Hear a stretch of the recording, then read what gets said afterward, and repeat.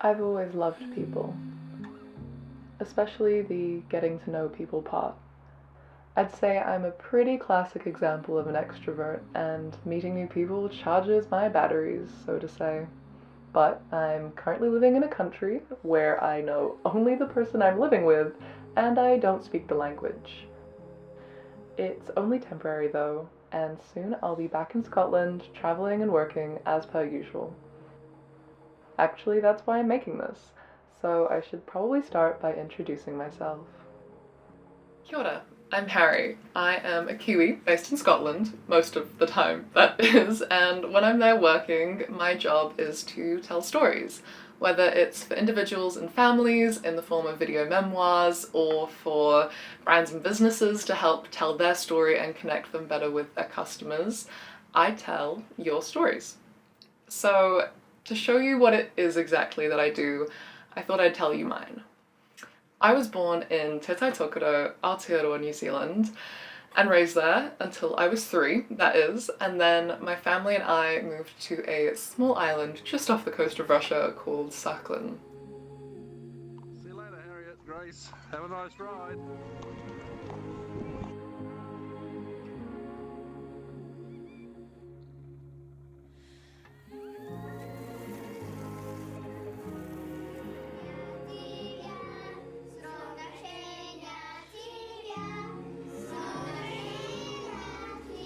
The next 4-ish years of my life, I went to school there with kids from all over the world.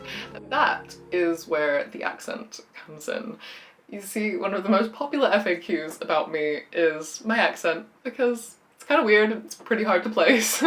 And my voice actually says a lot about who I am. So let me tell you that firstly, I am first generation Kiwi, my dad is Australian and my mom is British, and then there's the international school. I went to school in Russia, like I said, with a bunch of kids from all over the world. So there was a myriad of accents, but mostly American ones. And then there is the neurodivergence. I have ADHD, so code switching or having a pretty fluid accent like mine is a very common manifestation of having ADHD. Put me in a room full of Kiwis, I'll sound Kiwi, American, Scottish. I like to say that I keep people on their toes with my accent. Anyways, so we moved to Russia when I was 3, and Sakhalin to be specific, and it was with my dad, my mom, and my big sister, and it was magical. I have nothing but happy memories from my time in Russia. We lived near forests and streams, and my friends and I would go out after school and play for hours, and everything there just felt so magical. I was so convinced that it housed fairies and magical creatures, and I don't know, like, I felt like I was part of my own fairy tale when I lived there, and I look back on those years very fondly. So we returned to Aotearoa when I was 8-ish, and in the next 4 years I went to 3 different schools, so safe to say I was pretty accustomed to change at that point, but fortunately I actually really loved it. I mean, like I said, I love meeting new people, and yeah, I had some more magical years, specifically between the age of about 10 to 14, where like school doesn't put too much pressure on you yet. You don't have to know what you want to be when you grow up. That's still way in the future. And you just get to have fun and dream and, I don't know, exist as a preteen. I loved those years. I mean, we used to build tree houses in the far corner of our school field. We would celebrate Matariki with big school hungies. I went through friendship breakups, I joined the school band, I went through breakups. I found my passion for netball. I was Willy Wonka in the school play.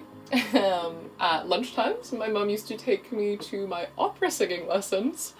And then in the evening after school, I would either go to tennis, choir, or netball practice. So yeah, I was a very busy kid. But that's because busy is what I thrived on, And in a lot of ways I still do. I like to be busy. It makes me feel driven and purposeful, and I like that sense of accomplishment that often comes with being busy. Though I definitely do appreciate proper rest a whole lot more than I used to, that's for sure. Then I changed schools for one last time to pursue my passion for netball.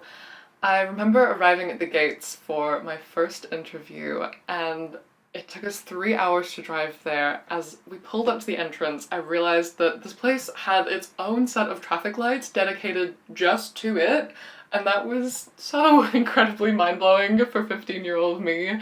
I also remember feeling really seen for the first time whilst I was there. It was a bigger pond than I was used to, but somehow it seemed to celebrate each and every student, and I just felt really at home there, which I guess is all my parents probably could hope for, because it was actually a boarding school. So I got in, I got the scholarship, and I moved to boarding school.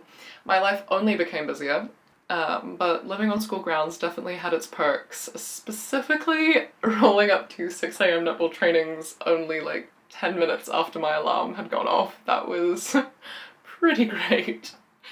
After high school, I went to university to study a Bachelor of Global Studies. It wasn't quite the university experience that I had romanticised thanks to COVID throwing a spanner in the works, but despite the remote learning, I really wouldn't change it for one bit. Without the repeated COVID lockdowns, I probably wouldn't have decided to move to Pornicki to do the internship. And Pornicki was, again, another set of magical years for me, I'd say. I moved to Pornicki for a part-time unpaid internship with the Mexican embassy, and I also worked a waitressing job for about 35 hours on top of that to pay the bills. In those 3 months, I quickly realised that diplomacy was not the life or career path for me, but I made a bunch of really incredible friends from that waitressing job, so, you know, silver linings, I guess. And yeah, like I said, that summer was also pretty magic. And then I graduated from university and I was managing a wine bar when I decided to pack up my life and move overseas. Exactly where, I wasn't sure yet. For a while I thought Spain, but then once I touched down in Scotland, I just knew it was gonna be home for me. It felt like home away from home.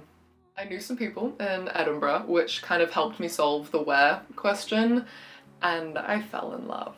I mean, it's kind of impossible not to fall in love with Edinburgh, but if I'm being really honest, it was Leith that I fell in love with.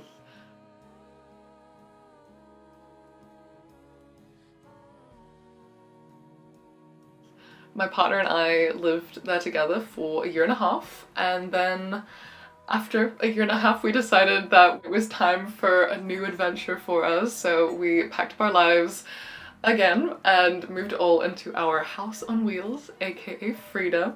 We've been busy beautifying her and are readying to drive around Scotland starting in March, my partner working remotely and me travelling to you to tell your stories.